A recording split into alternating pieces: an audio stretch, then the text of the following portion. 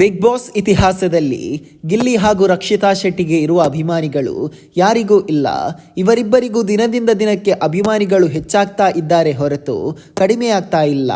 ಯಾವ god father support ಇಲ್ಲದೆ ಇಷ್ಟರ ಮಟ್ಟಿಗೆ ರಕ್ಷಿತಾ ಶೆಟ್ಟಿ ಸದ್ದು ಮಾಡುತ್ತಿದ್ದಾಳೆ ಎಂದು ಯಾರು ಊಹೆ ಕೂಡ ಮಾಡಿಲ್ಲ. ಇತ್ತೀಚೆಗೆ ಬಿಗ್ ಬಾಸ್ ಮನೆಯಿಂದ 7ನೇ ವಾರದಲ್ಲಿ ಸುದಿ ಎಲಿಮಿನೇಷನ್ ಆಗಿ ಹೊರಗೆ ಬಂದಿದ್ರು. ಈ ವೇಳೆ ಮಾಧ್ಯಮದವರು ಸುದಿ ಮುಂದೆ ಸುದಿಯ ಪತ್ನಿಯಲ್ಲಿ ಕೇಳುತ್ತಾರೆ, ಬಿಗ್ ಬಾಸ್ ಸೀಸನ್ 12 ನಿಮ್ಮ ನೆಚ್ಚಿನ ಸ್ಪರ್ಧಿ ಯಾರು ಅಂತ.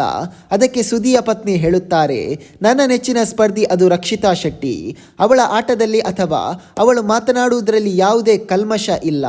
ಅವಳು ಏನು ಇದ್ರೂ ಎಲ್ಲರ ಮುಂದೆ ನೇರವಾಗಿ ಹೇಳುತ್ತಾಳೆ. ಮಾಧ್ಯಮದವರು ಕೇಳುತ್ತಾರೆ, ನಿಮ್ಮ ಪ್ರಕಾರ ನೆಕ್ಸ್ಟ್ ಯಾರು ಬಿಗ್ ಬಾಸ್ ಮನೆಯಿಂದ ಹೊರಗೆ ಬರಬೇಕು ಎಂದು. ಅದಕ್ಕೆ ಅಶ್ವಿನಿ ಗೌಡ ಮತ್ತು ಜಾನ್ವಿ ಬರಬೇಕು ಎಂದು ಹೇಳಿದ್ದಾರೆ. ಅಶ್ವಿನಿಗೆ ದುಡ್ಡು ಇದೆ ಎಂಬ ದುರಾಂಕಾರ, ಅವಳಿಗೆ ಯಾರೊಟ್ಟಿಗೆ ಹೇಗೆ ಮಾತನಾಡಬೇಕು ಗೊತ್ತಿಲ್ಲ, ಹೆಚ್ಚು ವಯಸ್ಸಾದ್ರೂ ಇನ್ನೂ ಕೂಡ ಬುದ್ಧಿ ಬಂದಿಲ್ಲ ಎಂದು ಹೇಳಿದ್ದಾರೆ. ಅಶ್ವಿನಿ ಗೌಡ ಆಟದಲ್ಲೂ ಕೂಡ ಮೋಸ ಮಾಡಿದ್ದಾರೆ. ಅವಳು ಬಿಗ್ ಬಾಸ್ ಮನೆಯಲ್ಲಿ ಇರಲು ಕೂಡ ಯೋಗ್ಯತೆ ಇಲ್ಲ.